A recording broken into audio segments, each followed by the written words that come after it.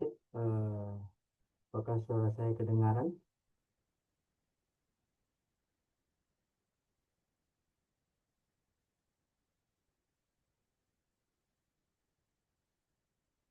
Oke, baiklah.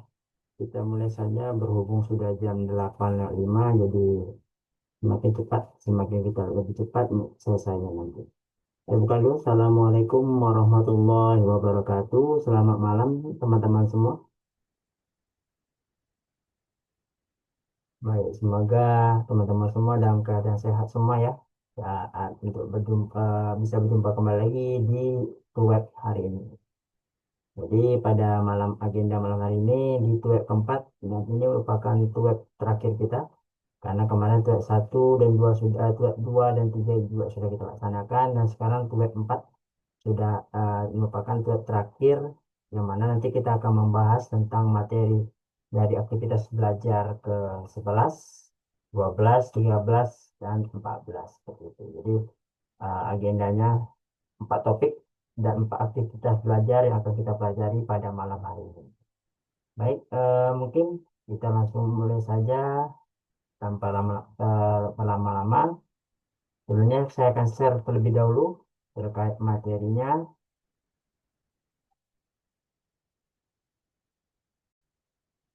Oke, sebelumnya apakah screen saya kelihatan?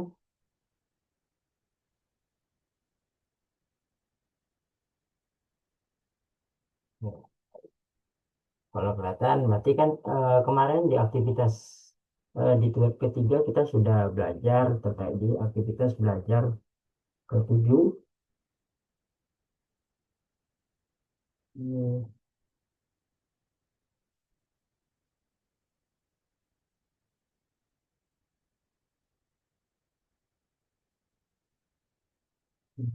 Sepertinya e-learning lagi bermasalah.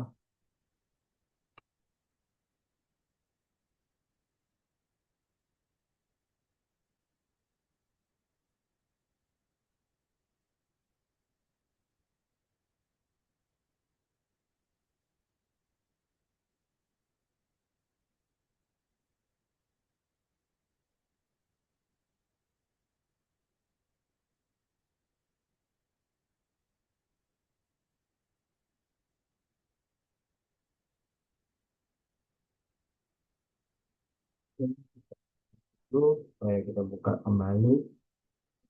Mungkin ada yang error tidak e-learningnya. Coba kita cek dulu deh terlebih dahulu.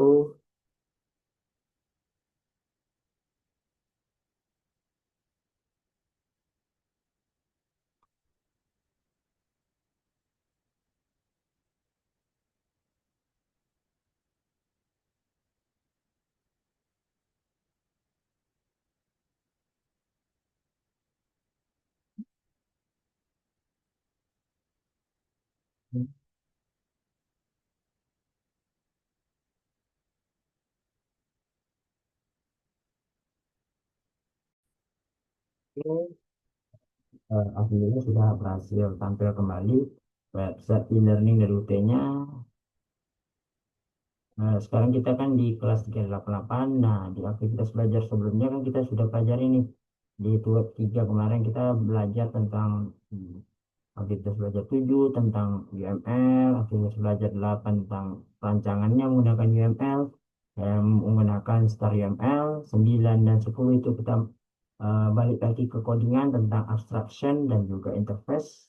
Lalu aktivitas belajar 10 itu tentang inheritance, jadi kelas turunannya seperti itu. Nah, untuk agenda hari ini kita akan belajar di aktivitas belajar 11 tentang enkapsulasi. Apa itu enkapsulasi nanti kita akan pelajari. Lalu aktivitas belajar 12 tentang polymorphism, 13 tentang exception, IO, dan operasi file. Nah, untuk aktivitas belajar 14 ini tentang GUI, Graphical User Interface. Jadi nanti teman-teman bisa membuat istilahnya tampilan aplikasi berbasis siapa menggunakan GUI, gitu, Graphical User Interface. Oke, kita mulai saja. Jadi di agenda aktivitas pertama itu yaitu tentang belajar tentang enkapsulasi di aktivitas belajar 11 gitu. Nah, apa itu enkapsulasi? Ada yang tahu tentang enkapsulasi?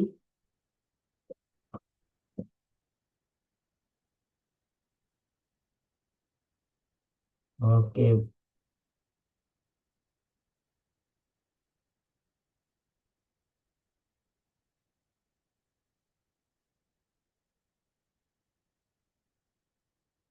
Oke. Selamat malam, Septi.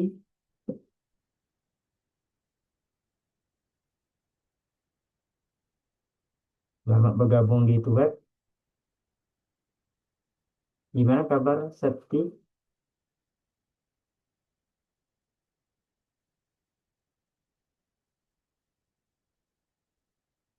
Suaranya tidak kedengaran.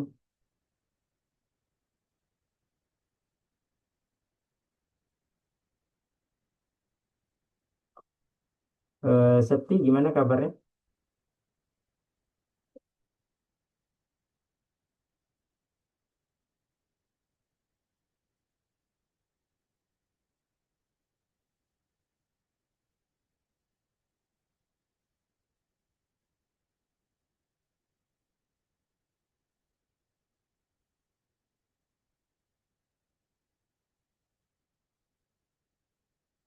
Ya, mungkin Septi lagi sedikit trouble dengan mic-nya gitu.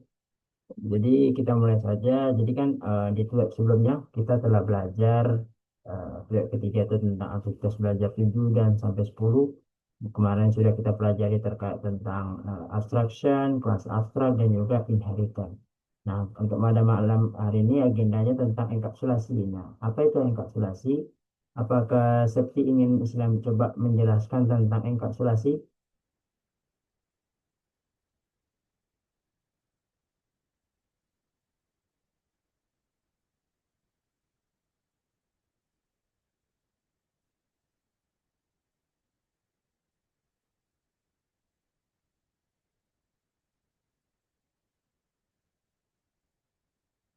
Oke, baik. Jadi apa itu enkapsulasi? Jadi pada intinya adalah enkapsulasi itu ada pembungkusan. Jadi beberapa metode ataupun variabel ataupun propertinya nanti dibungkus dengan metode enkapsulasi. Tujuannya apa, Pak? Mengenkapsulasi supaya dia tidak bisa diakses ataupun digunakan secara bebas, baik itu nanti digunakan oleh kelas ataupun digunakan oleh metode. Jadi dia dibatasi akses ke dalam istilahnya properti atau metodenya nanti. Kayak istilahnya ya tadi orang luar ataupun nanti kelas yang lainnya tidak punya akses ke atribut ataupun metodenya nanti seperti itu. Secara umum enkapsulasi ini kan artinya karena dibungkus dan tujuannya itu membatasi, tentu dia membatasinya secara apa gitu. Berdasarkan apa membatasinya? Nah, berdasarkan pada modifier. Tentu teman-teman sudah pelajari itu apa itu modifier. Secara umum kan modifier itu ada yang pertama ada public. Nah, kalau public artinya ya bisa dipakai ataupun digunakan ataupun diakses oleh beberapa kelas ataupun metode yang lainnya gitu secara bebas artinya bisa kita gunakan metodenya tanpa ada batasan. Nah, ada satu lagi modifier namanya private. Nah, ini nanti akan kita gunakan dengan menggunakan konsep enkapsulasi.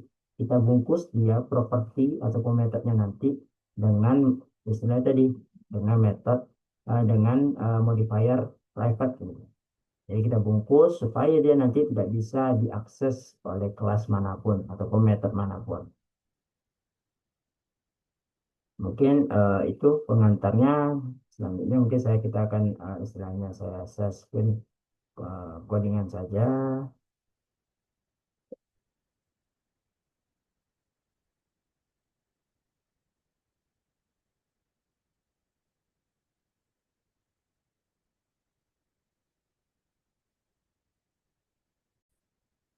Oke, apakah jendela ataupun screen dari Visual Studio kok saya sudah kelihatan? Septi gimana? Apakah kelihatan screen saya? Kelihatan, Pak. Ya, baik. Gimana kabarnya Septi tadi? Alhamdulillah baik, Pak. Untuk tugas sudah dikerjakan Septi? Sudah, Pak. Sudah ada dikumpulkan ya, Pak? Ya. Iya. Jadi di sini yang pertama adalah konsep enkapsulasi gitu. Nah, ini pada umumnya mungkin teman-teman sudah pelajari, apalagi sudah mengerjakan tugasnya, gitu. Jadi anggaplah sebagai contoh ada namanya kelas tuwek nih, gitu ya. Tuwek 4. Kan tadi dikatakan bahwasanya enkapsulasi itu kan membatasi. Nah, batasinya apa, Pak? Kita batasi berdasarkan dari modifiernya. Nah, modifier itu kan secara umum ada tiga. Yang pertama ada public, lalu ada private, yang satu lagi ada nanti namanya di sini protected. Nah, kalau public ya artinya bisa kita akses di kelas manapun. Nah, ini akan kita gunakan konsep di enkapsulasi di bagian private modifier. Jadi teman-teman bisa buat nih public dulu satu metode, satu properti atau atribut dengan tipenya public, lalu satu lagi kita buat dengan tipenya private seperti itu. Di sebuah kelas misalnya anggaplah seperti ini kelas web 4 misalnya. Lalu di sini ada sebuah atribut public dengan tipenya kelas, namanya kelas, lalu ada yang tipenya private dengan namanya materi.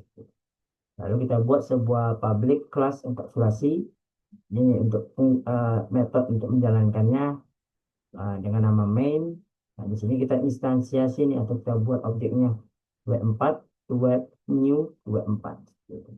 Lalu kita panggil objeknya. Nih, lalu kita isikan dia dengan nilai yang ingin kita inginkan. Nah, di sini kan karena kelas, anggaplah seperti sekarang kelasnya adalah 388. Misalnya. Di webnya nanti web 4 salahnya adalah di kelas 388. Misalnya. Lalu di sini ada web materi. Kita istilah materi namanya enkapsulasi, polimorfis, dan juga exception. Misalnya. Lalu kita cetak W4 kelas, W4 materi. Kalau teman-teman perhatikan dari tadi di sini tidak ada tandanya nih merah di bagian properti materi. Dan juga di sini ketika ingin cetak itu juga merah. Dan di sini kalau sudah teman-teman perhatikan tadi sini sudah ada keterangan errornya. Materi has private access into web. Jadi properti materi ini sudah dianggap private. Jadi tidak bisa nih kita punya akses ke dalam sini. Untuk bisa kita tambah kasih nilai ataupun modifikasi nilainya nanti itu tidak bisa. Nah, kalau kita paksakan yang di jalan, maka dia akan error, mengalami crash. Ini crashnya seperti ini. Nanti kan dikatakan nih materi has private access. The field 24 materi is not visible. Jadi dia tidak kelihatan nih bagi program untuk membaca atribut ini tidak kelihatan bagi dia. Padahal nyatanya yang di sini kelihatan. Namun karena dia private, dia dirahasiakan ya. Namanya private kan rahasia gitu. Tidak serta merta kita punya akses untuk bisa membacanya. Jadi dia istilahnya di hidden lah properti ini. Karena dia not visible, tidak kelihatan. Jadi kalau ini teman-teman buat seperti ini sudah masuk kategori enkapsulasi. Karena ya sudah ada satu modifier dengan tipe private yang mendukung konsep enkapsulasi seperti itu. Lalu bagaimana Pak supaya dia bisa dijalankan gitu? Supaya kita punya akses nih ke atribut materi yang tipe modifiernya adalah private gitu. Gimana safety untuk bisa akses uh, atribut private gimana?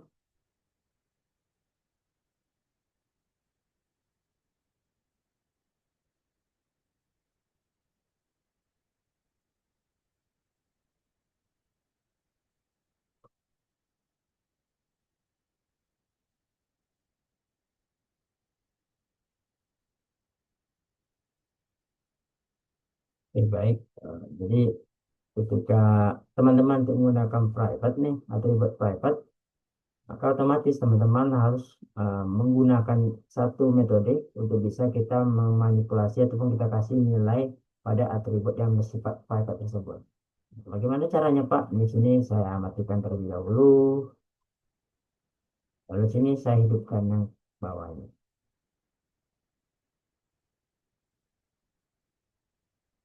Sekarang ini masih sama seperti tadi kelas web 4. Lalu di sini ada tiga modifier sekaligus. Yang tadinya di atas cuma dua saya contohkan.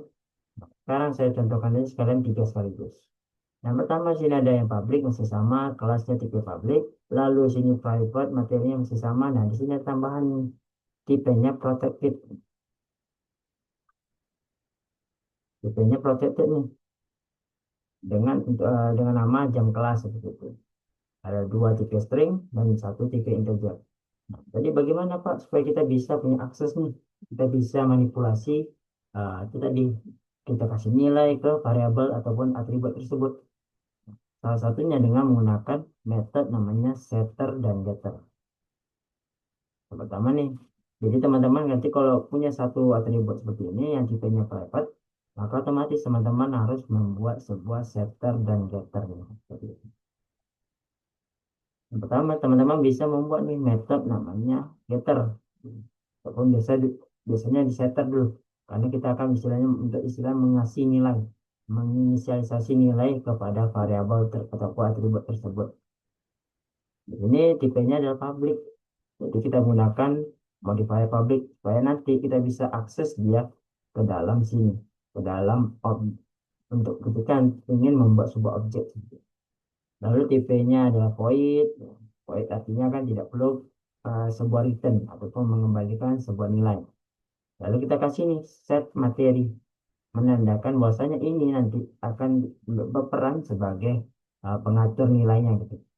Lalu kita buatlah sebuah parameter baru dengan nama string new materi.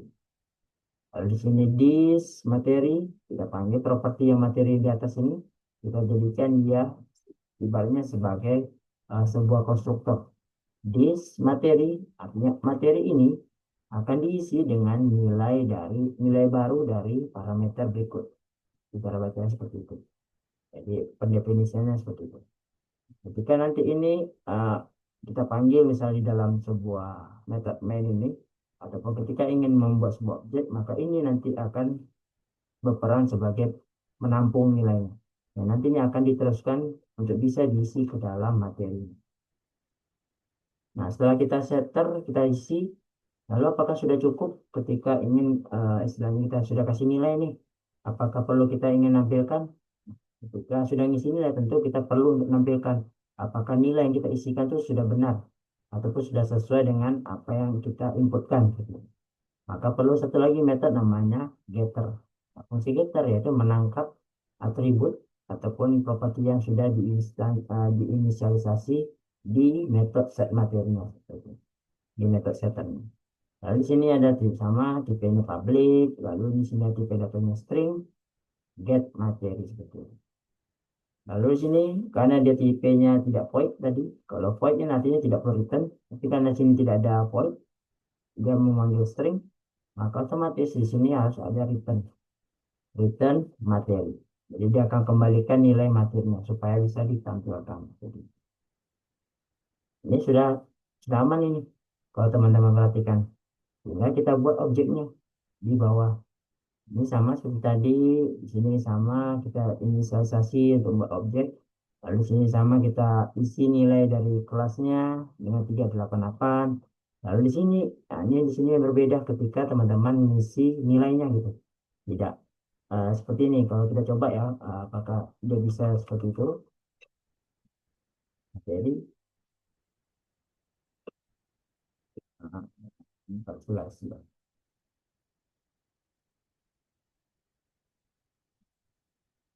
Teman-teman perhatikan ini tidak bisa kita lakukan walaupun kita sudah mendeklarasikannya nih dengan bantuan setter dan getter. Walaupun dengan ini bukan otomatis ini menjadi public, tidak seperti itu. Kecuali ini jadi public misalnya teman-teman ubah menjadi public misalnya, ya otomatis ya ini sudah bisa kita jalankan seperti tadi. Tapi ya itu sih setter dan getter tak berfungsi.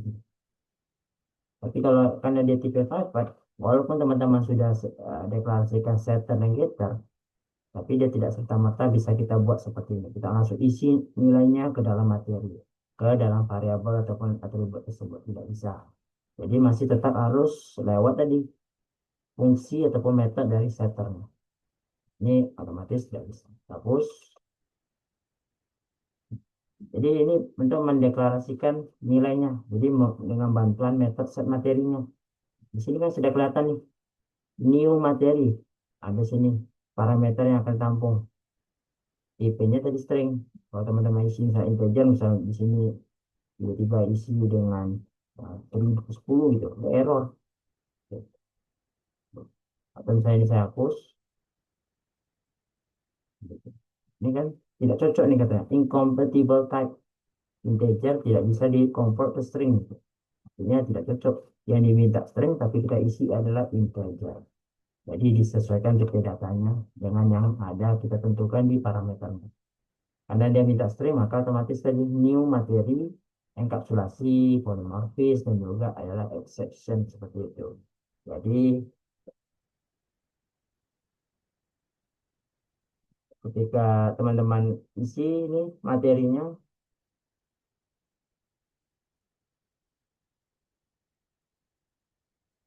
nah ketika teman-teman isi materinya seperti ini otomatis set materi ini nanti akan berfungsi meneruskan dan ibaratnya meneruskan.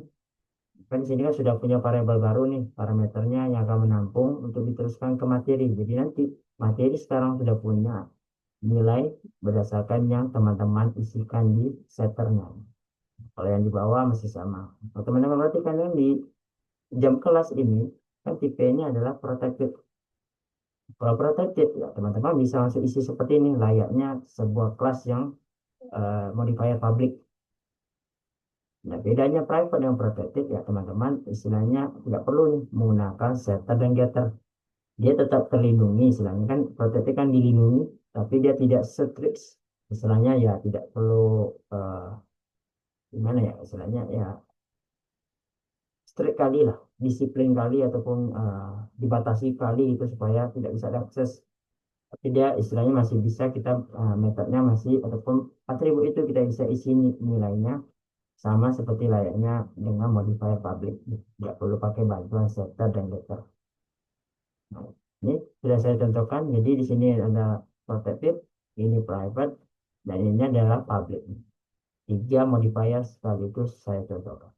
Nah, kalau ini dijalankan ya, ini sama seperti sebelumnya ya, panggilnya adalah web 4 class. Nah, di sini berbeda ketika teman-teman menggunakan tadi setter dan getter.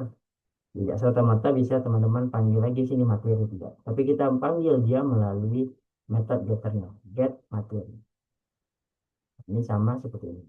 Ini kalau kita jalankan sekarang,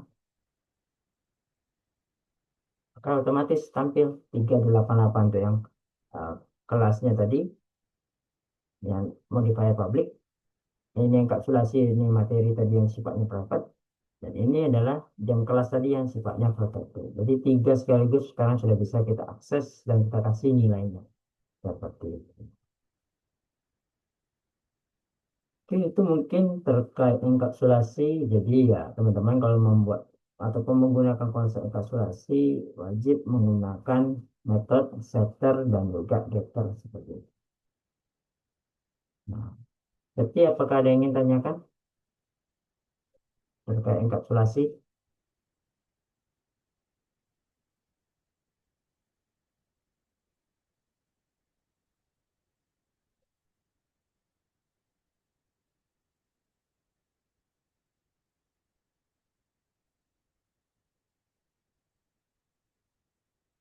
Apakah ada yang ingin tanyakan Sakti terkait materi enkapsulasi? Misalnya masih ada yang bingung di bagian deklarasinya mungkin ataupun bagian penggunaan variabel ataupun atributnya ataupun bagian penggunaan setter dan getternya seperti itu.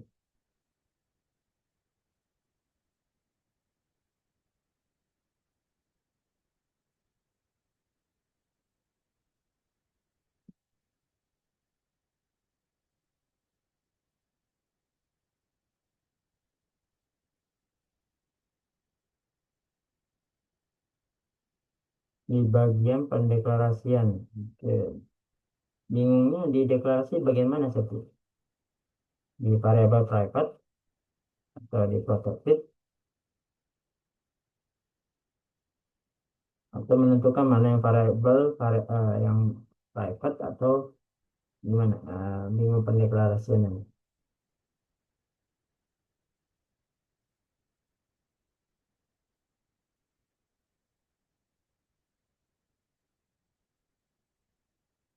Menentukan variabel private-nya.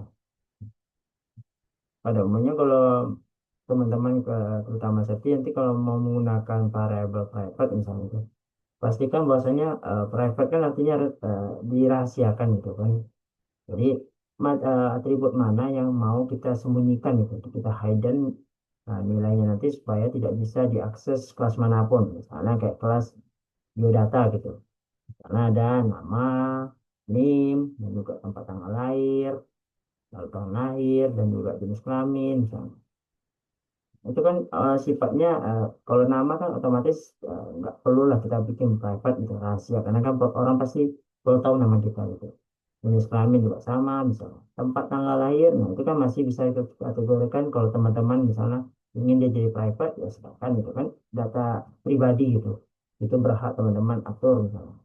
Tapi kalau pada umumnya kan kalau tempat tanggal lahir itu kan sifatnya enggak private atau sifatnya publik, bisa orang lihat ya. Seperti itu kan analoginya gitu. Kayak ini baru termasuk tadi private misalnya begitu. Ini kan hanya boleh teman-teman kasih ketika diperlukan. Misal ada ibaratnya tadi misalnya diperlukan untuk melamar kerja ataupun misalnya um, ketika ingin memperpanjang pajak perlu nik, nah, itu kan baru diminta oleh orang yang berwenang nih. Nah, ibaratnya itu tadi teman-teman adalah sebuah kelas sendiri yang punya atributnya. Jadi misalnya sini tadi ada nama tadi misalnya ini kalau publik kan otomatis ke nama, jenis kelamin, kelamin, lalu ada TTL, tempat tanggal lahir, lalu agama. Kan itu kan sifatnya publik nih. Artinya ya biodata teman-teman ya bisa dibuka secara umum lah. Gitu. Orang bisa perlu tahu nih nama teman-teman siapa, jenis kelaminnya teman-teman siapa, TTL siapa, dan agamanya apa gitu. Kan sifatnya adalah biodata publik. Nah, kalau private ya tadi bisa nik misalnya, gitu. Nomor induk keluarga nih, nomor induk kependudukan teman-teman. Nah, ini kan sifatnya private nih, rahasia. Saya khawatir nih nanti saya kasih tahu nik saya nih, nanti dipinjam oleh untuk pinjol nah. Kan bisa jadikan kategori rahasia private seperti itu. Artinya itu data-data yang urgensi ataupun dirasa atributnya urgensi, penting nih, nilainya nanti penting akan mempengaruhi terhadap program lainnya atau kelas lainnya. Ya udah kita bisa ubah dia menjadi private seperti itu. Nah, kayak ini ya, kan otomatis itu tadi private misalnya. Ataupun tadi ada scan sidik jari, tadi sidik jari itu kan sifatnya adalah tadi private ya. Tidak boleh semua orang sebenarnya punya akses nih. Bahwasanya kita adalah sidik jari kita ini kan data penting. Ya ketika orang lain tahu nanti ya artinya bisa misalnya dipakai untuk kejahatan misalnya. Entah itu untuk membobol HP kita misalnya ataupun ketika membobol ke bank ya tinggal kasih aja tunjukin sidik jari kita misalnya. Saya tadi retina misalnya, retina mata. Kan setiap orang berbeda-beda nih bentuknya di retina. Ini kan sifatnya adalah private. Tidak semua orang punya akses untuk bisa istilahnya itu tadi. Tidak semua orang berhak untuk tahu itu. Ini kita apa misalnya. Atau mungkin tadi data orang tua misalnya, data orang tua. Itu kan sifatnya rahasia gitu. Bisa kita rahasiakan kalau pengen kita tidak ingin bisa publishkan seperti itu. Data ortu misalnya, orang tua. Gitu. Ini sifatnya tadi rahasia. Nah, kalau protected ya apa yang ingin teman-teman lindungi nilai dari data tersebut misalnya. Dan ini tadi tuh, data otomatis akan dilindungi. Tapi tetap bisa kita istilahnya manipulasi seperti itu. Atau misalnya apa nih untuk jadi protected yang terlindungi misalnya ya itu tadi nomor ijazah misalnya. Ini kan aslinya ya rahasia hanya bisa kita tahu, tapi kita bisa istilahnya kasih dia perlindungan. Ketika orang lain pengen lihat atau pengen tahu nomor ijazah kita, ya otomatis kita kasih lah gitu, aksesnya. Tapi kan kita yang lindungi gitu. Kalau ini kan istilah terbatas. Gitu. Atau misalnya tadi nomor telepon, ini kan wajib kita lindungi, tapi orang lain punya akses nih ke kita. Pengen dong tahu nomor teleponnya misalnya gitu. Ataupun email tadi. Ini kan termasuk bagian dari contoh-contoh sederhananya itu. Atribut dari ketika teman-teman ingin menggunakan uh, modifier public, private, dan juga protected. Kalau ya public ya nama, jenis kelamin, tanggal lahir, agama itu kan biasanya umum gitu. Biasanya orang pasti perlu nih tahu jenis kelaminnya apa, tempat tanggal lahir di mana, nanti usianya berapa. Nah kalau private ya bisa nik, sidik jari, punya matanya gimana, data orang tua kalau mau dirahasiakan silakan. Kalau ada protected, nomor ijazah, nomor ini nanti, lalu nomor telepon, hak dan rakyat ini seperti itu. Ini ada contoh atribut. Jadi pada intinya, ketika teman-teman ingin mendeklarasikan private, bagian ataupun atribut mana yang dirasa penting nilainya nanti, supaya nanti itu tadi kelas lain itu tidak istilahnya punya akses. Yang paling urgensi kalau teman-teman ingin mendeklarasikan dia menjadi private. Sebenarnya dan atribut yang tidak urgensi pun bisa kita buat jadi private gitu. Ketika ya itu tadi pengen kita ubah dia jadi private. Nama nih misalnya ataupun tempat tanggal lahir kita jadikan private itu bisa. Itu kan berarti atas kemauan kita. Nah, tergantung lagi studi kasusnya apa yang membuat dia supaya dia jadi private. Seperti itu. Mungkin itu penjelasan singkat bagaimana mendeklarasikan sebuah private, protected, dan juga publicnya. Sekaligus. Ada lagi yang ditanyakan, Sapri?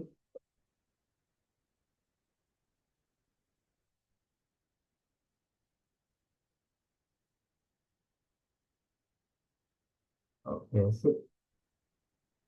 Ya, berarti terkait enkapsulasi artinya sudah clear, teman-teman. Jadi pada intinya enkapsulasi adalah membungkus sebuah atribut ataupun metodenya supaya tadi tidak bisa diakses oleh kelas manapun.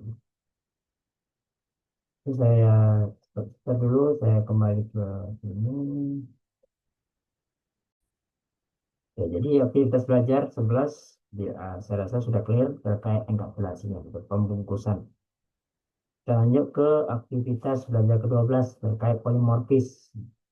Polimorfis ini adalah suatu yang konsep OOP juga yang istilahnya mirip seperti inheritance namun lebih fleksibel dibandingkan inheritance.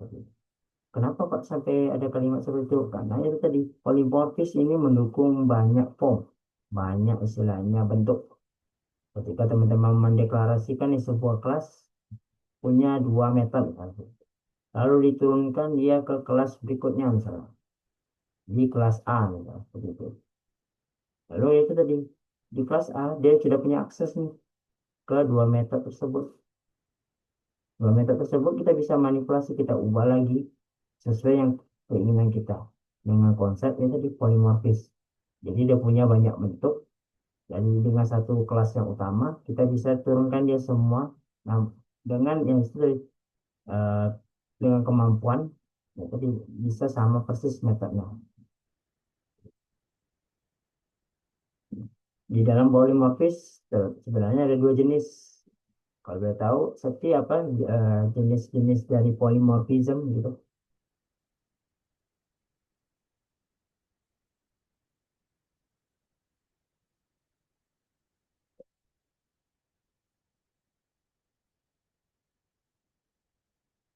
Kemana jenis-jenis dari polymorphism?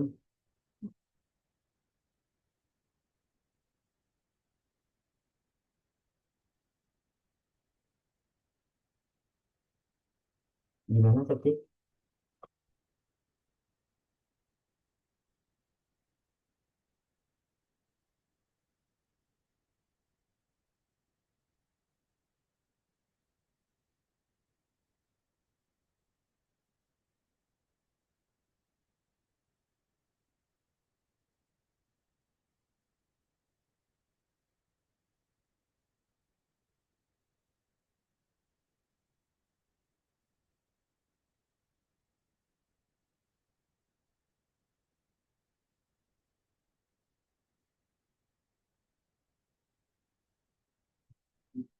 Jadi secara umum nih, polymorphism itu ada dua jenis. Yang pertama ada namanya overloading dan kedua ada overriding. Jadi teman-teman ketika menggunakan konsep polymorphism ini ada dua jenis, overloading dan overriding. Apa Pak itu overloading? Jadi overloading itu terjadi saat dua atau lebih metode memiliki nama yang sama nih.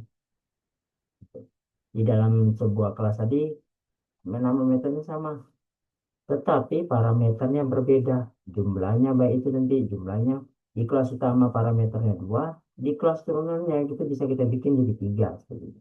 tiga parameter. Padahal metodenya sama sebetulnya. Atau urutan parameternya berbeda. Misalnya tadi ada kelas misalnya nama dan disclaimer. Di kelas turunannya kita balikin jadi jenis kelamin dan juga nama seperti itu. Itu bisa kita gunakan konsep seperti itu di polimorfis.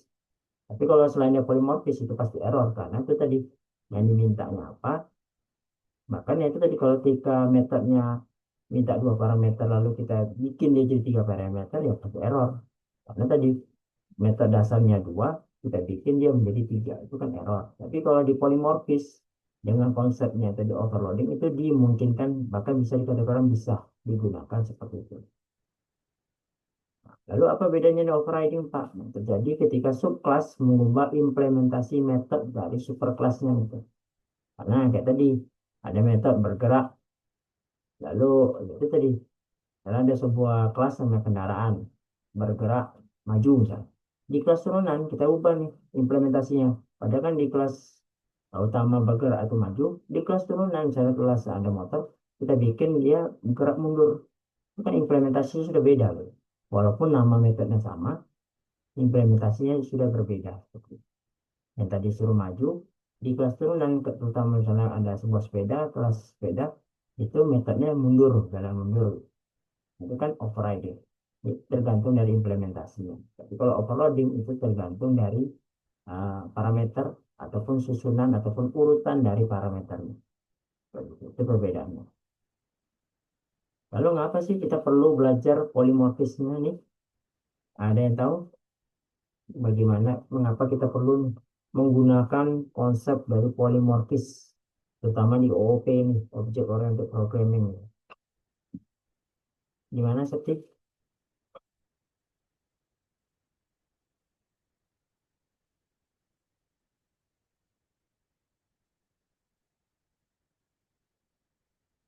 Mengapa kita perlu menggunakan konsep polimorfis gitu? Kenapa? Kan sudah cukup Pak belajar inheritance. Kita gunakan aja inheritance gitu Pak. Tidak perlu kita gunakan konsep polimorfis.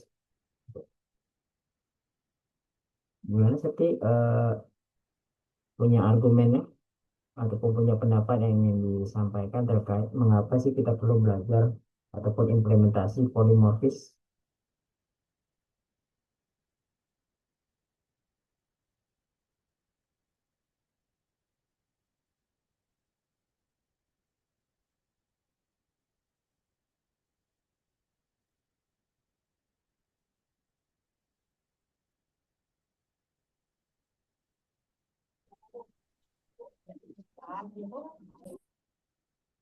Oke, selamat malam Hairul.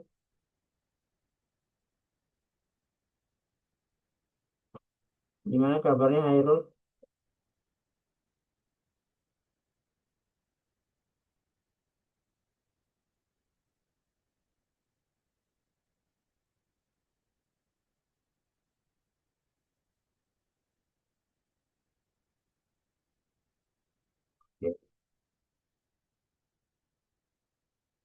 Oke, oke, tidak apa-apa Hairul.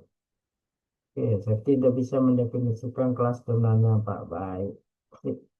Jadi, mengapa sih kita perlu nih mempelajari konsep polymorphism? Toh kita sudah cukup familiar ataupun sudah cukup paham terkait inheritance. Yang pertama itu tadi, kodenya bisa kita buat lebih fleksibel dan usable. Jadi bisa kita panggil nanti ataupun kita gunakan misalnya metodenya yang sama persis gitu, tanpa perlu kita membuat metode baru. Ataupun nanti atribut yang ada di sana ya tinggal kita pakai saja di kelas turunan. Sebenarnya mirip seperti inheritance.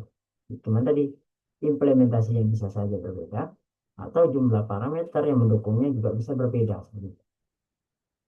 Lalu kedua tadi memudahkan ketika yaitu melakukan pengembangan. Jadi ketika teman-teman sudah misalnya sudah terlibat dengan project menggunakan Java, terutama menggunakan polymorphis itu baru kelihatan nanti ketika ingin istilahnya melakukan developer ataupun developing sebuah aplikasinya gitu.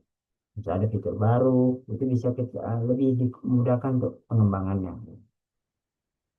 Yang terakhir itu cocok untuk implementasi ya kelas tadi. Untuk di materi sebelumnya sudah kita pelajari terkait tentang abstrak. dan juga interface. Itu jadi sangat mendukung konsep dari abstrak kelas dan juga interface dari kelasnya seperti itu. Nah, itulah pentingnya dari polimorfis. Oke, mungkin itu pengantarnya.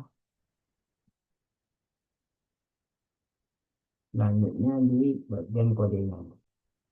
Jadi di sini ada bagian kodenya. Ini tadi yang enkapsulasi. Oke, di sini saya clearkan dulu. Di sini saya tutup kembali. Jadi artinya enkapsulasi tadi sudah kita pelajari bersama-sama.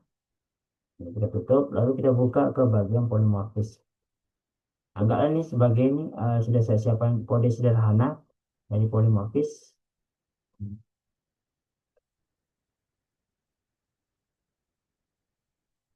Ini. Ada sebuah kelas nih, kelas utamanya prodi dengan metodenya tadi nama prodi yang berfungsi untuk menampilkan tadi daftar program studi di universitas terbuka. Oke. Lalu ada kelas turunan pertama, namanya kelas sistem informasi yang teman-teman saat ini istilahnya lagi pelajari ataupun sedang kuliah di mata program studi sistem informasi. Extend prodi. Lalu di sini ada sebuah metode nama prodi. Nama prodi ini kan metode yang ada di kelas utamanya di kelas prodi. Namun di kelas ini bisa kita panggil ya dan kita gunakan sama persis. Di sini kelihatan implementasinya yang berbeda. Ini kan di awal adalah ingin ketika teman-teman pakai ini ya otomatis harusnya tampil seperti ini. Kalau menggunakan konsep tadi override, maka ini kita bisa gunakan implementasinya berbeda. Kita ingin cetak adalah satu sistem informasi, bukan daftar program studi UT.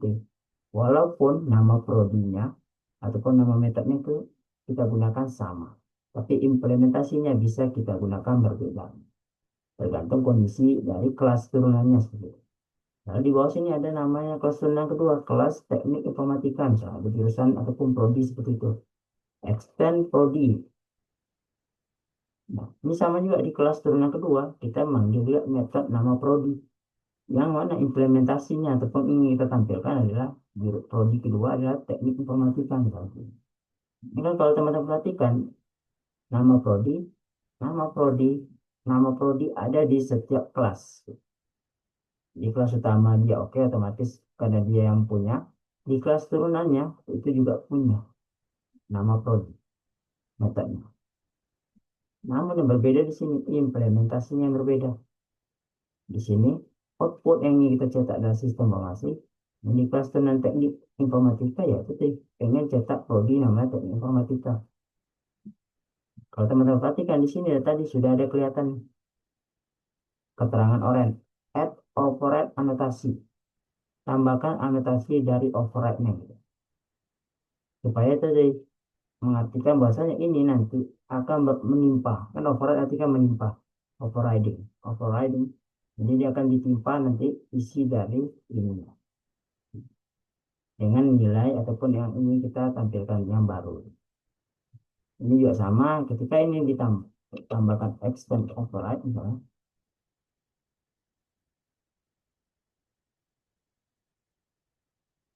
Ini otomatis sudah menggunakan konsep tadi polimorfis yaitu override. Itu tadi kan override kita gunakan nama metodenya sama tapi implementasinya yang berbeda. Yang satu di atas pengen tampilkan output seperti ini, yang di kelas turunan kita tampilkan output seperti ini. Kalau overloading, misalnya di sini ada parameter misalnya nama, misalnya nama prodi, lalu jumlah mahasiswa. Nah, di sini kita ganti misalnya jumlah prodi dan jumlah mahasiswa, nama prodi. Nah, di sini kita ganti lagi nama prodi, angkatan, jumlah mahasiswa. Nah, itu tadi overloading. Kalau overloading seperti itu, ada parameter yang diubah. Ada seperti ini, ada string, ma, prodi. Anggap satu itu buat sini sama string juga. Oke. Tapi ada ganti sana integer angkatan misalnya. Bahwa sama juga string prodi, tapi bisa jadi ganti integer jumlah mahasiswa. Ini kalau ini overloading namanya. Tuh, ini udah kena nih merah. Method does not override. Tidak termasuk dari overriding. Karena itu tadi parameternya yang berbeda. Kalau override kan implementasi yang di dalamnya yang berbeda. Jadi kalau overloading ya itu tadi parameternya yang berbeda.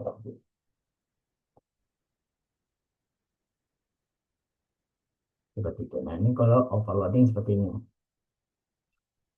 Ini saya balikin.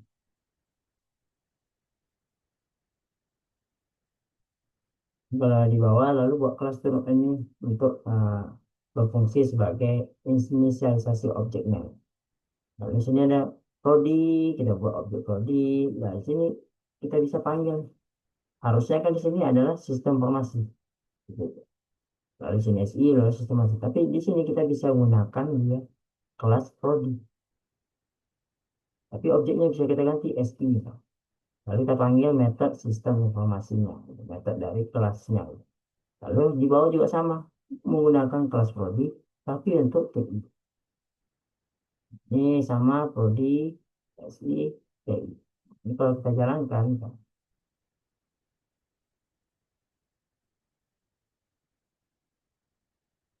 oke, di sini sudah tampil nama program studi T, satu SI, dan dua adalah teknik informatika. Seperti itu.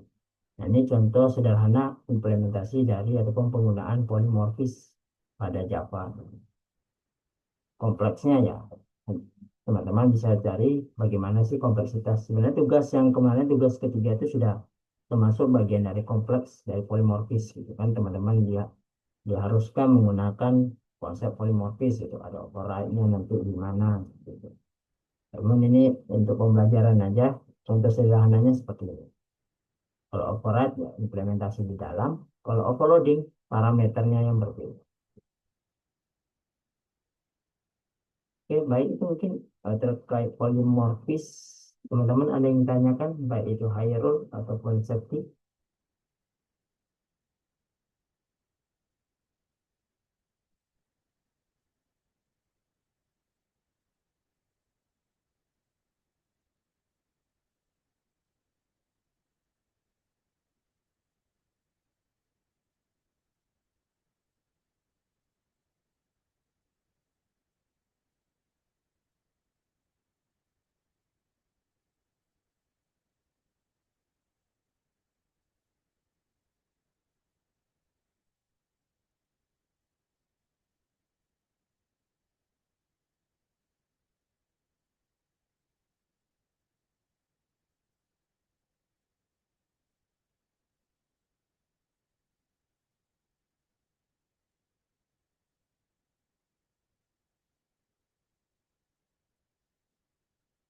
Oke, gimana teman-teman? Apakah ada yang ingin ditanyakan atau misalnya didiskusikan terkait polimorfis ataupun enkapsulasi tadi?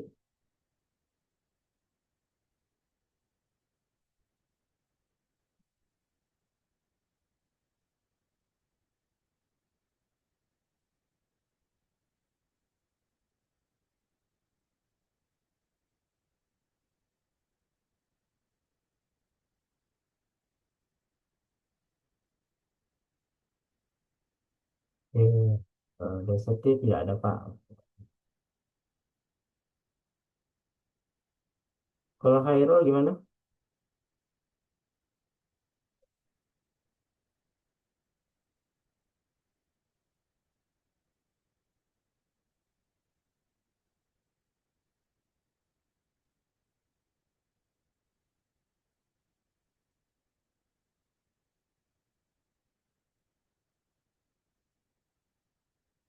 Pak tidak kedengaran baik.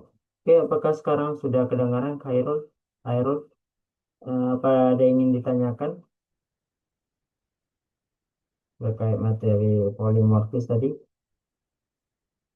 Atau mungkin masih ada yang bingung bagaimana implementasinya atau pembuatannya, nanti mungkin kita akan coba bersama-sama ulang kembali gitu.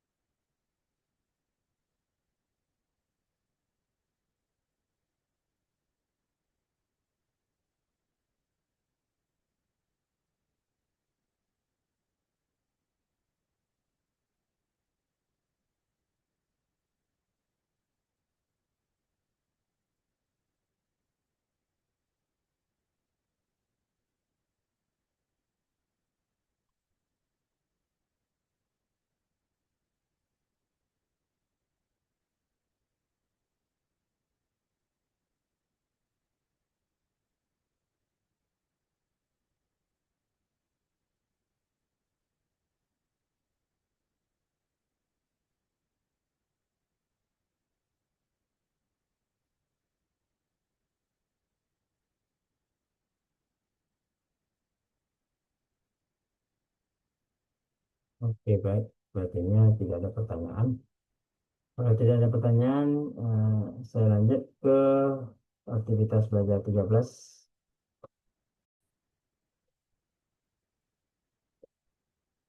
Jadi di sini di aktivitas belajar 11 tadi teman-teman dan kita semua sudah pelajari enkapsulasi.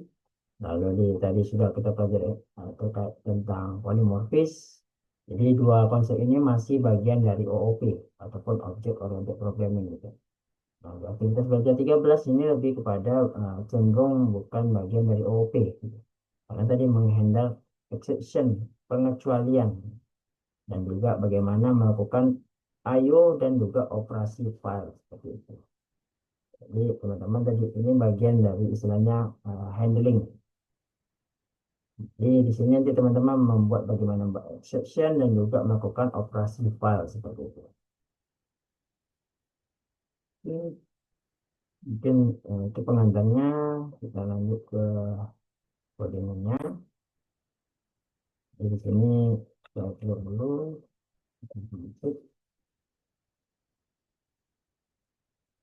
Oke, jadi adalah exception. Jadi, apa itu Pak exception? Exception itu kan pada umumnya adalah sebuah ya perintah ataupun sintaks pada Java untuk ya berfungsi untuk sebagai pengujian gitu. Jadi teman-teman ketika ingin menguji sebuah blok codingan itu bisa menggunakan try catch gitu. Ketika misalnya kondisi codingannya ataupun fungsi ataupun metodenya itu sudah benar, apa yang dilakukan? Nah, ketika terjadi error, apa yang dilakukan? Ini contohnya ketika teman-teman mungkin yang tadi secara umum yang kita pelajari memang tidak menggunakan tadi exception block, tidak ada istilahnya blok pengecualian itu. Jadi ya dianggapnya semua codingan aman. Karena nyatanya seperti ini kan error gitu. Nah, di sini ada namanya kelas biodata misalnya. Lalu di sini ada metode namanya biodata dengan dua parameter string nama lengkap integer tahun lahir. Jadi sistem out println nama lengkap dan tahun lahir.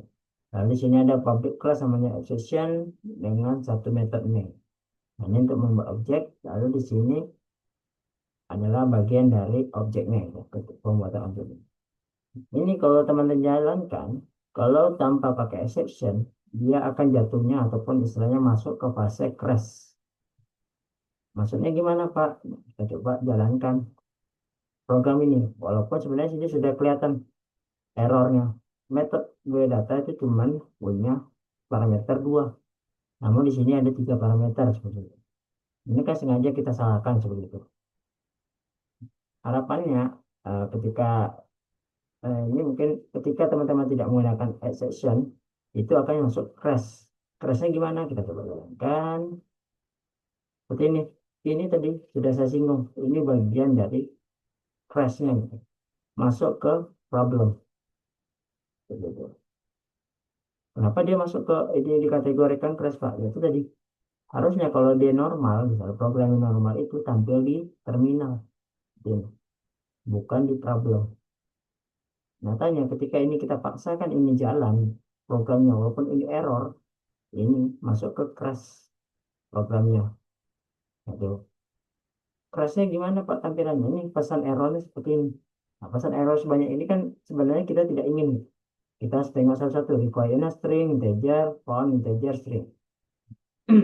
Ini kan istilahnya pesan error bawaan dari Java gitu. Default Java-nya seperti ini. Nanti dengan exception block, teman-teman bisa ubah nih pesan errornya. Misalnya ketika seperti ini, nanti teman-teman bisa jadi dia pesannya something went wrong, gitu. Ada yang salah nih. Tapi dia tidak masuk ke fase ke tab problem, tapi masih tetap stay di terminal. Nah, itu dinamakan tadi dia tidak mencegah program supaya tidak masuk ke bagian crash gitu. Ini kalau kita jalankan tadi sudah masuk ke problem. Nah, pesan errornya seperti ini. Ini kan default bawaan dari Java-nya, gitu, pesan errornya. Memang bagus pesan error ini. Kita artinya langsung tahu bahwasanya string integer parameter. Tapi kita isi 3. Gitu. Kelihatan, oh berarti ada salah di parameter. Namun kan ini sudah istilahnya pesan analogi ini kan tidak mungkin kita tampilkan di terminal gitu. Bagaimana caranya Pak? Caranya adalah itu tadi. Ini kita tutup. Ini saya matikan kembali exceptionnya. Yang non exception sekarang kita pakai namanya exception tadi. Ini. Dengan yang sama di sini public misalnya. Biodata dan lain-lain. Di sini yang berbeda. Di sini masih sama metode main, tapi dia sekarang dibungkus dengan namanya try dan juga catch. Artinya dia coba dulu, lalu tangkap apa yang ingin kita sampaikan errornya. Dari contoh sini kita try, artinya ini blok untuk coba apakah codingan ini aman tanpa ada error misalnya. Ternyata saat dijalankan error, dia akan masuk ke fase catch, tangkap errornya. Exception E-nya. Sistem out. Nah ini yang tadi. Sekarang ini kan tampil pesan errornya seperti ini. Something went wrong. Jadi dia tetap di dan dia ini akan tampil di terminal, tidak ke problem tadi. Seperti ini tadi ini kan sengaja saya buat nih penyebab errornya. Karena kan tadi kan kita buat new view data, tapi sekarang null. Ya tahu nih bahwasanya ada kelas mana yang kita buat objeknya. Lalu sini ada kita buat objeknya. Lalu di sini ada pesan error. Nah kalau ini kita jalankan, kalau yang tadi di atas ini akan error masuk ke crash. Kalau sekarang dia tidak masuk di crash, masih stay di terminal. Karena pesan errornya jauh lebih sedikit to the point. Something went wrong. Oh, ada masalah nih codingannya. Kita cek. Oh, ternyata di sini codingannya itu differencing null pointer. Tidak kenal nih nullnya. Harus diganti misalnya dengan ini. Nah, kita ganti seperti ini. Jadi kita sana. Nah, di sini udah ada ternyata. Ya, matikan. Nah, di sini. Ini kalau kita jalankan, ini udah aman. Codingannya. Seperti itu. Ini kalau contoh menggunakan try catch. Jadi, bracketsnya memang sengaja istilahnya dibuat fitur untuk mencoba apakah ada error pada blok fungsi tersebut. Nah, kalau ada error, itu apa yang mau dilakukan? Tangkap errornya, lalu tampilkan pesan errornya. Ini contoh exception. Teman-teman bisa menggunakan model seperti ini, exception ini. Lalu tadi kita juga belajar tentang operasi file gitu. Jadi teman-teman bisa menggunakan operasi file. Di sini sudah saya siapkan juga. Di sini saya tutup. Di sini. Nah, kalau operasi file artinya akan membahas tentang bagaimana membuat root file. Tapi kalau biasa mungkin teman-teman misalnya di sini buat manual misalnya. Ini misalnya contoh file Java. Gitu. Ini kan membuatnya secara manual gitu. Teman-teman buat manual, buka sidebarnya, lalu ketik pilih plus tanda plus ini lalu di input nama filenya gitu. Kan tapi kalau dengan akan memakan waktu gitu. Namun dengan istilahnya Java itu bisa memungkinkan kita untuk membuat file baru tanpa harus membuka sidebar secara manual lah, gitu. Tapi tadi kita akan menggunakan package dari Java namanya java.io.file dan juga ada java.io.io exception. Jadi dia ada juga untuk menghandle errornya gitu. Nah, lebih tepatnya exception itu bagaimana kita menghandle error handling gitu. Bagaimana ketika ada error itu ngapain gitu. Sampaikan pesan apa gitu. Nah, ini contoh membuat sebuah file. Jadi ya kita buat kelas namanya file. Lalu tadi ini deklarasikan modifier public, static, void, main. Di sini kita masih menggunakan metode try catch tadi. Kalau objeknya ataupun file berhasil dibuat, jadi dia di dalam blok ini. Kalau gagal, tampilkan pesan seperti ini. Kalau kita coba di sini try membuat objek file. Jadi kita panggil package dari filenya. Lalu kita buat sebuah objek baru. Nama filenya apa? Di sini pack name-nya. Contoh file Java. Ini kalau teman-teman jalankan nanti, dia akan membuat file ini berada di dalam directory atau folder yang sama.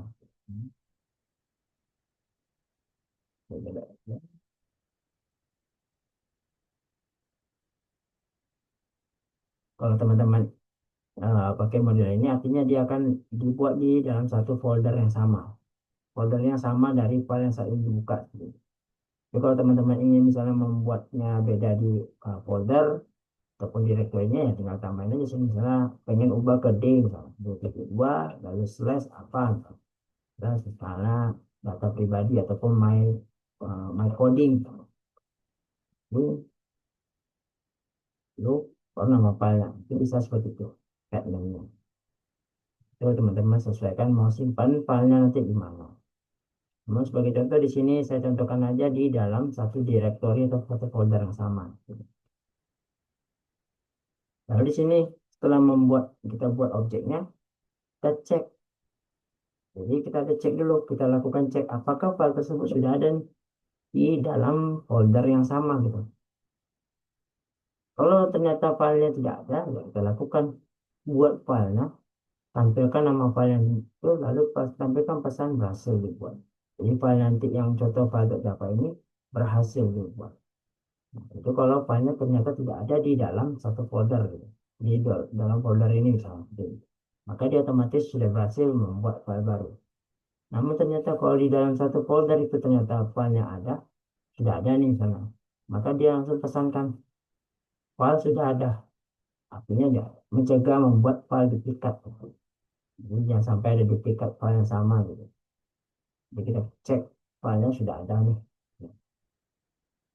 Selain itu ya tampilkan error occur, terjadi error. Gitu.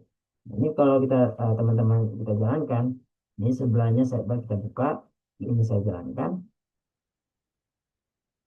Hmm. Sekarang ini contoh file Java berhasil dibuat. Ini file ini sudah berhasil kita buat nih. Dan di sebelah kanan, di sidebarnya muncul sebuah file baru namanya contoh file Java. Gitu. File kosongan. Gitu. Jadi ya, teman-teman langsung bisa nulis codingan apa yang ingin teman-teman buat. Gitu. Contoh kemarin di tugas 3 kan diminta membuat sebuah file baru untuk dengan tipe extensionnya teks kalau tidak salah untuk istilahnya berperan sebagai penyimpan data struk. Nah, gitu. Nanti bisa jadi di sini struk dot text nih. Jadi dibuat filenya, lalu apa isinya? Nah, isinya nanti kita pelajari bagaimana membuat isinya. Ini teman-teman kalau membuat sebuah file baru, lalu kita bisa nih ketika teman-teman membuat file baru kan ini kosong.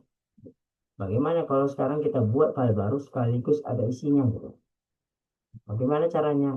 Ini saya matikan dulu.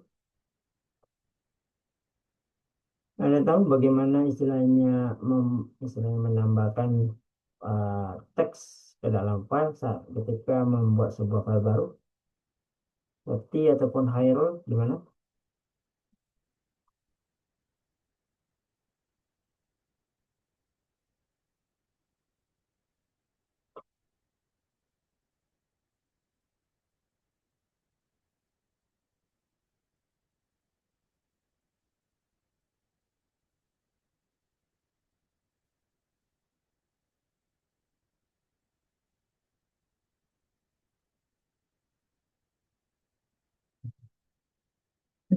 Dan kalau tadi teman-teman buat file kosongan itu, nah, karena bagaimana ketika ingin membuat file sekaligus ada isinya gitu, apa package yang perlu kita pakai gitu, seperti itu.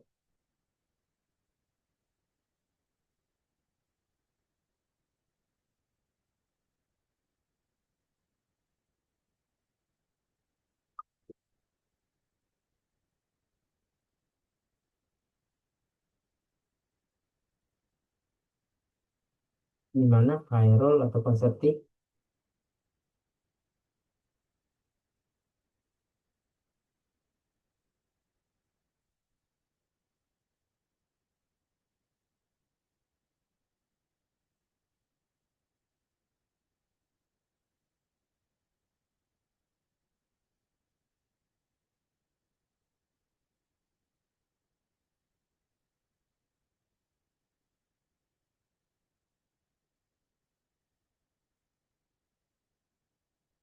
Sebenarnya package-nya sudah muncul dari tadi di bagian atas ini. Tinggal teman-teman yang mana pilihan dari package itu bisa istilahnya membuat sebuah file sekaligus menambahkan teksnya gitu.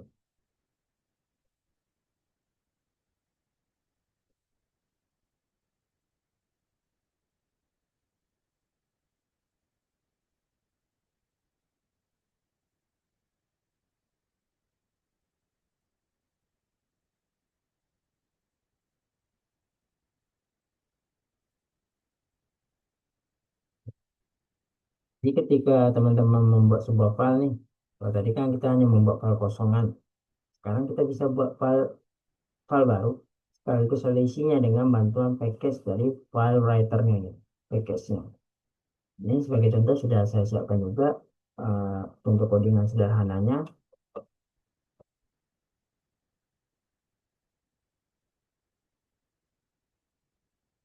Bisa matikan dulu. Ini masih kita menggunakan package yang sama. Jadi di sini teman-teman membuat nih sebuah file baru. Nah, enggaklah kita hapus saja. Supaya nanti kita kelihatan apakah filenya berhasil. Kita buat file baru sekaligus ada isinya. Ini sebagai contoh. Ini sama seperti tadi menggunakan try catch. Di blok ini akan istilahnya berfungsi untuk melakukan pengunciannya. Lalu kalau ada error kita tangkap pesan error. Nah, di sini kita buat file baru nih. Membuat objek file writer kita panggil package nih. Lalu kita buat objek filenya di dalam sini apa nama file yang ini kita buat gitu. Masih sama seperti tadi. Kalau ini dalam satu folder, kalau mau teman-teman beda folder misalnya ataupun beda directory ya tinggal sesuaikan aja directory ataupun path filenya di mana gitu. Nah, di sini ada peran dari menulis filenya tadi. Jadi sekaligus kita tambahkan objek writer. Kalau writer tadi kita panggil, di sini kita panggil namanya method write tulis gitu. Jadi kita isi hello world Java file gitu. Dan jangan lupa gunakan close, method close. Fungsinya apa Pak? Supaya nanti teks ini akan tersimpan di dalam filenya. Otomatis tersimpan dalam file ketika dijalankan. Sampaikan juga pesan berhasil menambahkan teks ke file supaya tahu apakah try ini berhasil dijalankan. Itulah penting tadi notifikasi ataupun pesannya. Ketika berhasil tampilkan pesan apa. Ketika error tampilkan pesannya apa. Seperti itu. Itu kalau menggunakan konsep try and catch. Ini kalau misalnya saya clear, kita jalankan. Yang tadinya di sana hanya ada 4, sekarang kita jalankan. Sekarang sudah ambil berhasil menambahkan teks ke file sekaligus membuat file baru. Contoh file.java. Tapi sekarang kalau kita klik, itu filenya tidak kosong. Ada isinya sekarang. Walaupun ini error, tapi ini kan contoh sederhana ketika ingin menambahkan teks ke dalam file yang telah kita buat. Nah, ini tadi hello world Java file. Dan tadi pesan tadi hello world Java file. Ini sudah berhasil nih. Teman-teman menggunakan namanya try catch. Atau ada cara kedua teman-teman bisa buat. Ini teman-teman bisa menggunakan namanya try with resources. Ini jauh lebih istilahnya lebih sakti ya dibandingkan try catch tadi. Kenapa? Yaitu tadi pertama teman-teman try ini kita ubah dia menjadi sebuah metode. Jadi ini di dalam metodenya. Ini saya hapus dulu.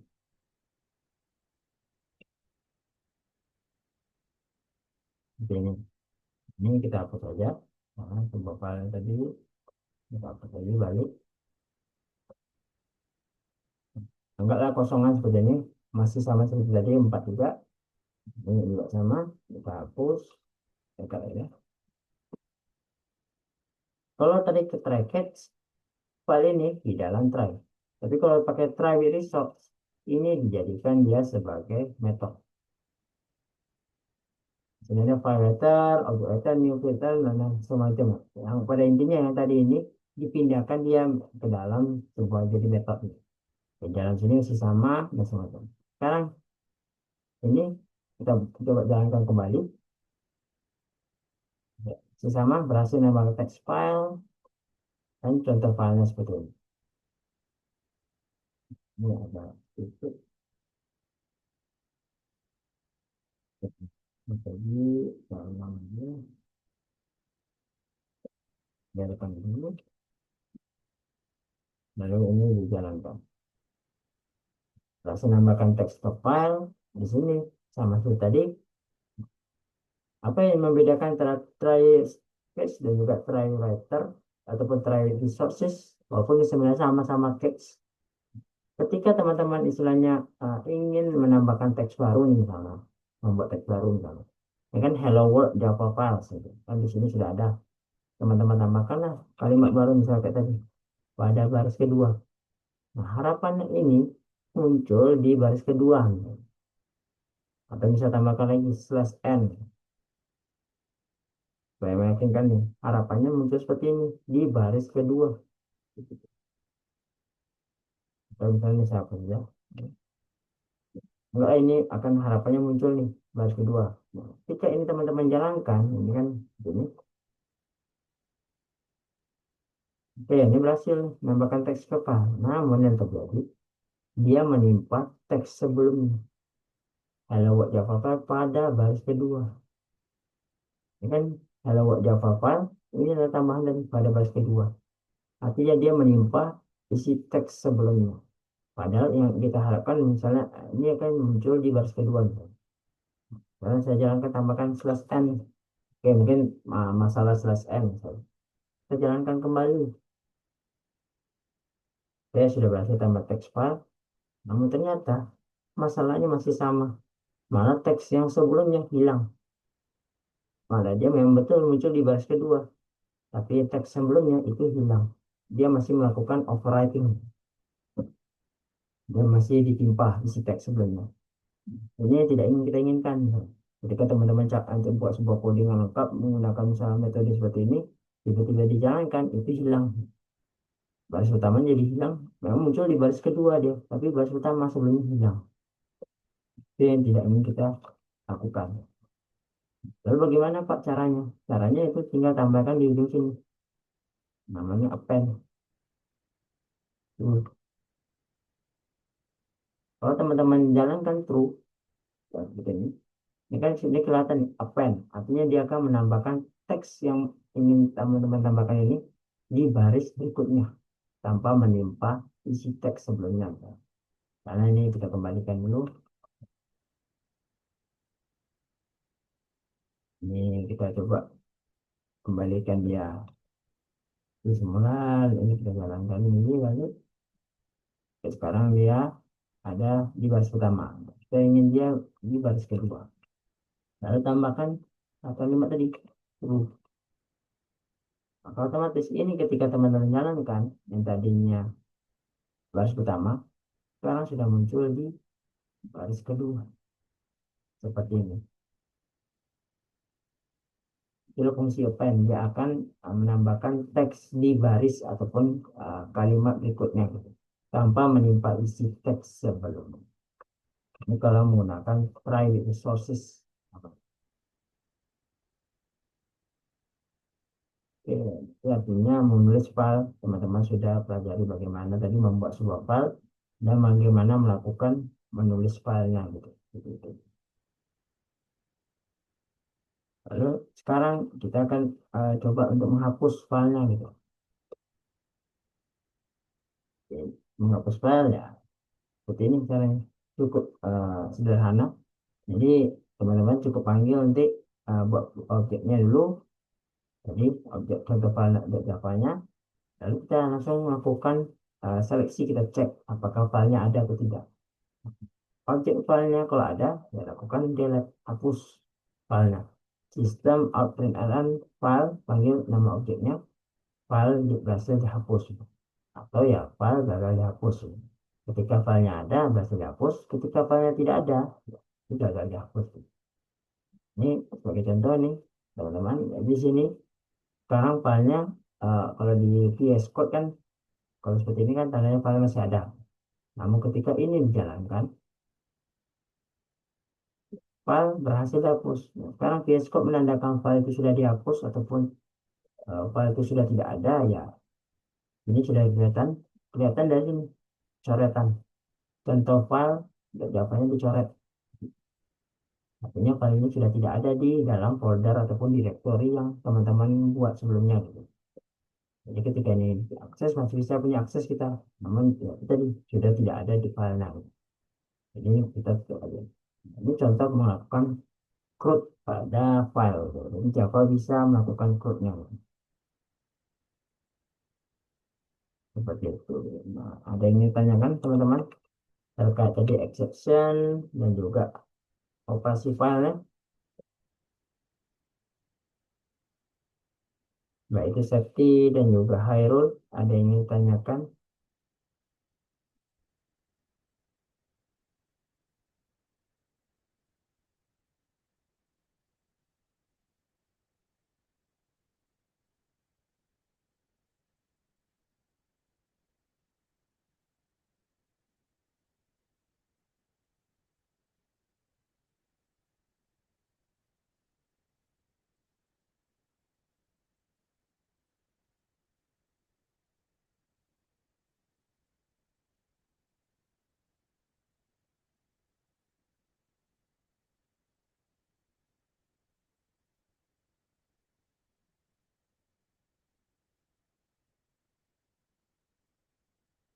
Oke, dari safety tidak ada pertanyaan, Pak.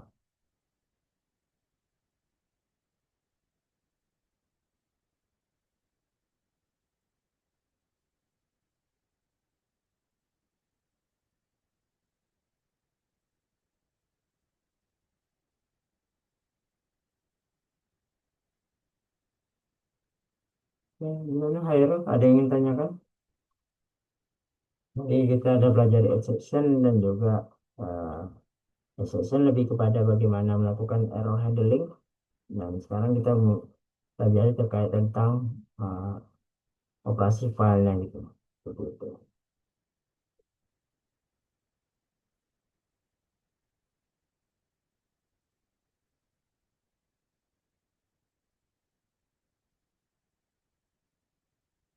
Oke, baik, tidak ada. Artinya teman-teman sudah cukup memahami materinya gitu. Kita kembali ke e-learningnya. Oke, tadi di 13 tentang exception dan operasi file gitu. Ya, teman-teman sudah pelajari dan kita pelajari bersama gitu. Nah, kalau di aktivitas belajar 14 lebih kepada bagaimana istilahnya melakukan GUI, Graphical User Interface gitu. Jadi ada komponen-komponennya, fungsi-fungsinya seperti apa, kelebihan dan membuat program untuk merancang GUI-nya gitu. Jadi kita tadi kemarin kan teman-teman sudah pelajari nih, UML, Unified Model Language, rancangan. Nah, dari rancangan itu teman-teman itu buat GUI-nya gitu. Berdasarkan itu tadi materi ini disajikan ataupun diberikan angka perancangan GUI dengan database-nya gitu. Jadi peran dari yang tadi yang kemarin di aktivitas belajar 7 dan 8 tentang YAML itu sangat penting untuk membuat aplikasi desktopnya gitu, berbasis GUI gitu. Di sini kita coba lihat aja materinya, materi inisialisasinya seperti apa. Ya kan ada fungsi GUI yang menciptakan layar di Windows, menciptakan komponen grafis dan segala macamnya. Begitu. Kelebihan kekurangannya ya ini teman-teman bisa pelajari gimana kelebihannya dan juga kekurangannya seperti itu. Lalu ada AWT, GUI, toolkit. Nah, di sini kelihatan nanti nih komponennya seperti apa, komponen-komponen yang ingin teman-teman rancang gitu, ataupun ingin buat gitu. Swing, membuat program GUI.java dan objek GUI.java-nya. Nanti nah seperti ini. Nanti dia muncul kalau di NetBeans itu bisa lebih gimana? Lebih kelihatan gitu ketika teman-teman menggunakan GUI karena kan NetBeans itu memang diperuntukkan memang untuk GUI. Bisa digunakan. Jadi ketika dijalankan kita langsung tampil outputnya. Kalau di VS Code kan masih dalam bentuk terminal seperti itu. Ataupun bisa juga sebenarnya di VS Code dibuat tertampilkan dalam bentuk GUI gitu. Namun pasti perlu instalasi lagi extension tambahan. Tapi kalau di NetBeans itu sudah mendukung langsung tampil untuk GUI-nya. Gitu. Dan nanti teman-teman buat sebuah tadi tugas 3 kan daftar menu restoran. Gitu. Nanti teman-teman buat tuh, lihat bagian atas ada logo restorannya. Lalu lihat paling misalnya di sebelah kanan logo ada menu, daftar menu. Nanti di bawah itu ada ucapan selamat datang. Nanti di bawah sana pesanan. Itu kan GUI ya, contohnya gitu. Nanti buat seperti itu, bisa dibuat seperti itu. Ini contoh codingannya. Ini teman-teman buat seperti ini. Nah, ini kalau pakai NetBeans jauh lebih praktis, lebih mudah kalau pakai NetBeans. Jadi ya ibaratnya teman-teman mendesain sebuah aplikasi berbasis desktop. Nah, kalau di web, misalkan teman-teman buat web, kalau sudah pernah buat project web kan mirip seperti itu. Jadi teman-teman tuangkan dia dalam bentuk desktopnya. Jadi di sini ada kolom-kolomnya, di sini tata letak misalnya formnya, misal bisa nama, jumlah pesanan, ditampilkan untuk diskon dan seterusnya. Itu gue tadi seperti itu. Oke, materinya sudah habis. Jadi bisa dikatakan materi 14 terkait tentang gue. Jadi coba teman-teman implementasikan bagaimana pembuatan gue-nya gitu. Lalu yang terakhir di aktivitas belajar 15 terkait tentang database. Silakan teman-teman coba juga bagaimana membuat database berdasarkan juga tadi perancangan dari UML-nya gitu, Unified Modeling Language-nya gitu. Yang sudah dipelajari kita pelajari kemarin di aktivitas belajar 7 dan 8. Karena kalau tak salah tadi teman-teman nanti akan mengikuti ujian akhir nih. Setelah sesi tutor ini berakhir, segera persiapkan diri Anda untuk mengikuti ujian akhir mata kuliah. Jadi mungkin ujian teman-teman adalah membuat aplikasi desktop ini. Versi 1 dan tadi berbasis GUI dan juga tadi terkoneksi ke database seperti itu. Ada jenis-jenis database-nya, ada MySQL, kemarin kan ada database DBMS, Database Management Relational System-nya, yaitu SQL, MySQL contohnya, ataupun ada Postgre. Gitu.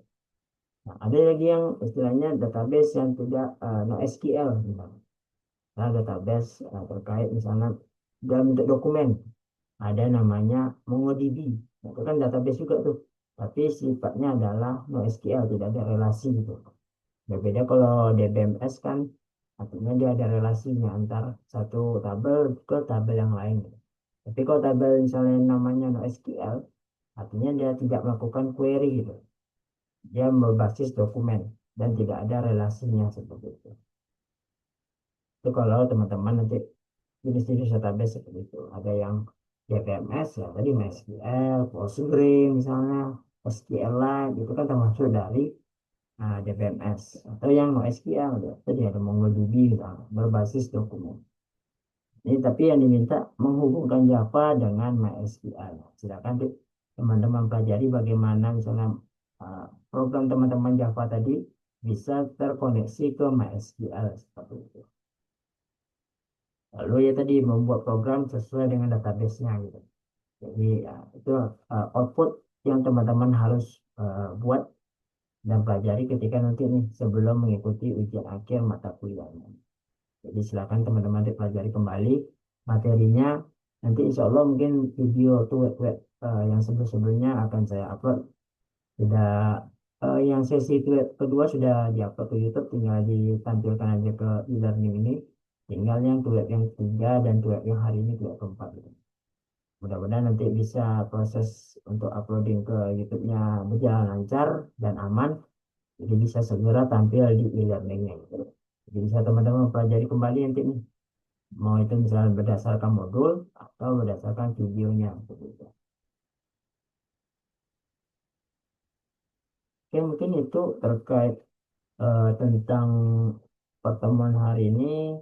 Di sini kalau saya lihat tugasnya juga sudah ditutup ya, berarti di Senin kemarin jam 3 sore. Jadi teman-teman sudah untuk tugasnya sudah istilahnya tidak bisa dikumpul.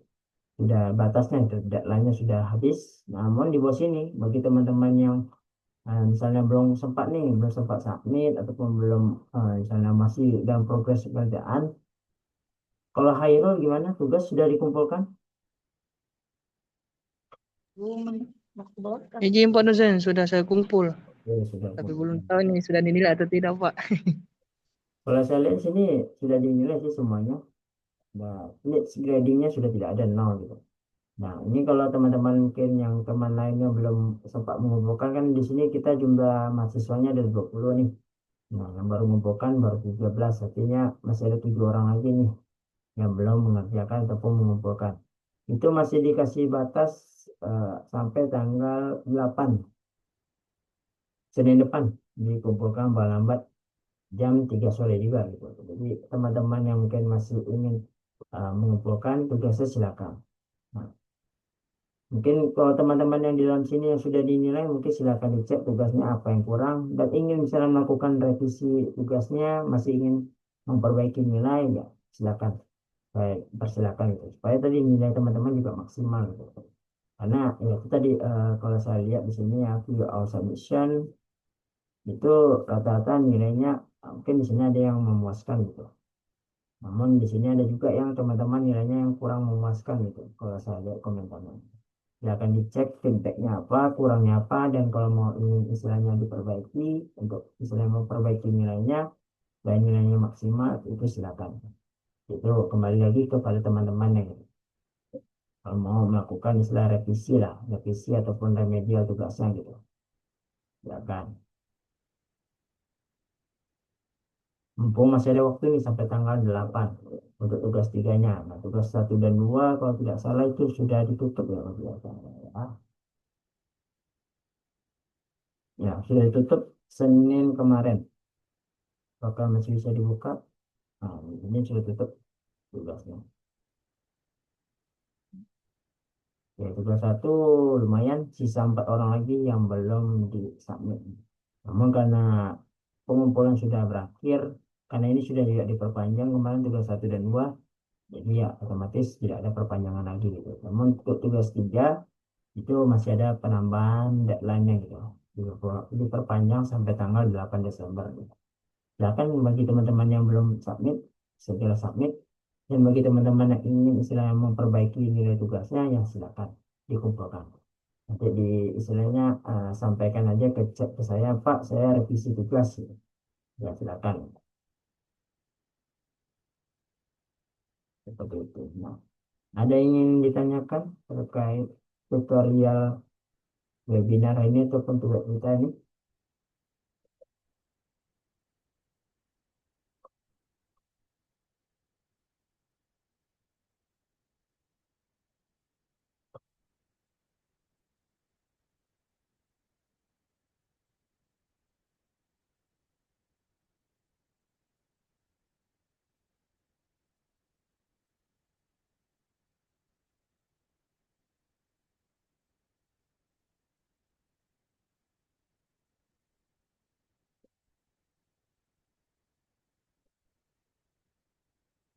Gimana Sakti? Apakah sudah mengecek tugasnya, nilai tugasnya? Oke, izin tanya tugas yang bisa direvisi itu hanya tugas 3 ya Pak? Oke, memang karena memang di situ ada deadline-nya adalah allowed until Monday. Nah, jadi saya mengacu kepada sistemnya aja dulu. Jadi hanya tugas 3 gitu. Tugas 1 dan 2-nya gimana Sakti? Apakah kurang memuaskan nilainya atau gimana? Mungkin bisa langsung sampaikan aja jadi supaya bisa tahu juga gimana.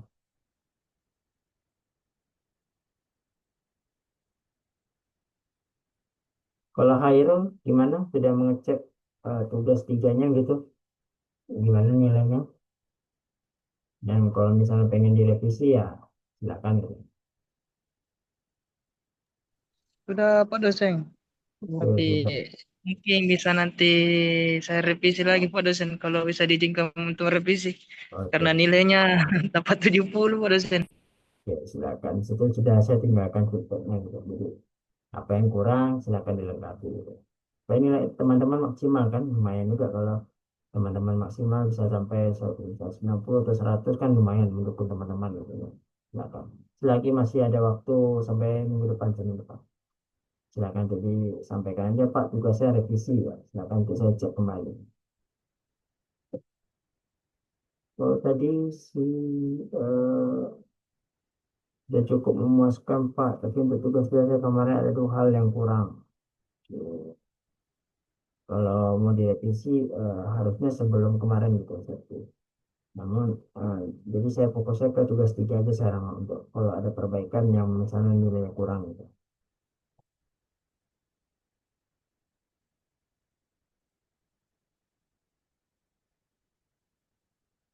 Oke, sip. Oke, sama-sama. Oke, kalau tidak ada pertanyaan lagi, mungkin kita cukupkan saja pertemuan tugas kita hari ini. Kita ucapkan alhamdulillah. Artinya tugas sudah terlaksana dengan berjalan lancar. Terima kasih kepada teman-teman. Terima kasih kepada Khairul dan Septi yang sudah berkesempatan hadir pada malam hari ini di tugas keempat ini.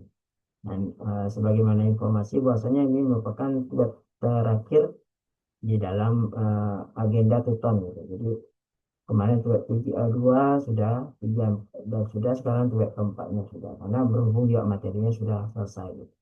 Jadi ini merupakan tugas terakhir. Tapi kalau misalnya teman-teman ingin ada yang ditanyakan, misalnya didiskusikan, silakan aja sampaikan ke chat itu. Nah, insya Allah saya kalau saya ada waktu saya balas itu. Insya Allah saya balas itu. Karena kan selagi masih tugas teman-teman ini ada dan masih ada yang pengen revisi ya saya insya Allah hadir. Insya Allah isi online gitu di e-learning gitu.